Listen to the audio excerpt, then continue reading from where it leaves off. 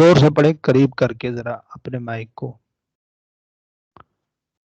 وأما ثمود فأهلكوا بالطاغية وأما عاد فأهلكوا بريح صرصر عاتية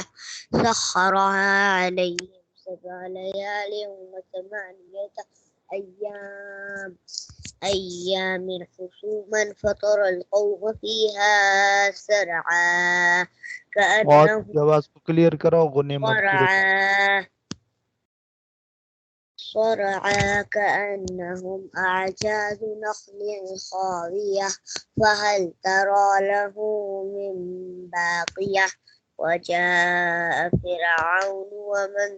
قبله فهل ترى لهم من باقية هل ترى لهم من باقية وجاء فرعون ومن قبله والمؤتفكات بالخاطئة فعصوا رسول ربهم فأخذهم أخذة رابية إنا لما طغى الماء حملناكم في الجارية لنجعلها لكم تذكرة وتعيها أذن واعية ويحمل عرش ربك وإذا نفخ في الصور نفخة واحدة وحملت الأرض والجبال فدكتا دكة واحدة فيومئذ وقعت الواقية وانشقت السماء فهي يومئذ واهية والملك على أرجائها ويحمل عرش ربك فوقهم يومئذ 8 يومئذ تعرضون لا تخفى منكم خافية فأما من أوتي كتابه بيمينه فيقول يا ليتني لم أوت كتابيه فيقول هاؤم اقرءوا كتابيه إني ظننت أني ملاق حسابيه فهو في عيشة راضية في جنة عالية قطوفها دانية كلوا واشربوا هنيئا بما أسلفتم في الأيام الخالية فأما من أوتي كتابه بيمينه فأما من أوتي كتابه بشماله فيقول يا ليتني لم أوت كتابيه ولم أدر ما حسابيه يا ليتها كانت القاضية ما أغنى عني ماليه هلك عني سلطانيه هلك عني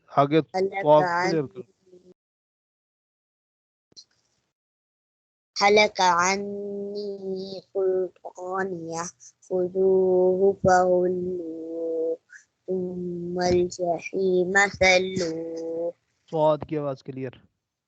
ثم الجحيم صلوه ثم في سلسلة ذرعها 70 ذراعا فاسلكوه إنه كان لا يؤمن بالله العظيم ولا يحض على طعام المسكين فليس له اليوم هاهنا حميم ولا طعام إلا من غسلين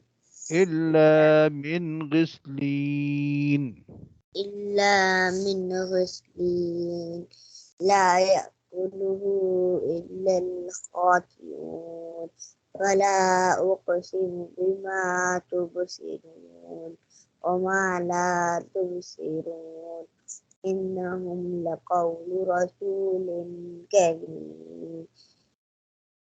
وما هو بقول شاعر قليلا ما تؤمنون وما ولا بقول كاهن قليلا ما تذكرون تنزيل من رب العالمين ولو تقول علينا بعض الأقاويل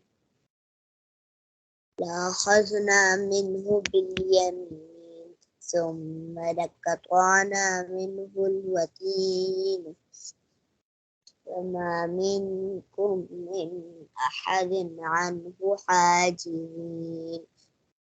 وإنه لتذكرة للمتقين وإنا لنعلم أن منكم مكذبين وإنه لتذكرة للمتقين وإنه وإنه لتذكرة لحسرة وإنه لحسرة على الكافرين وإنه لحق اليقين فسبح باسم ربك العظيم जी बेटा देखें यहाँ आप मेरे पेज को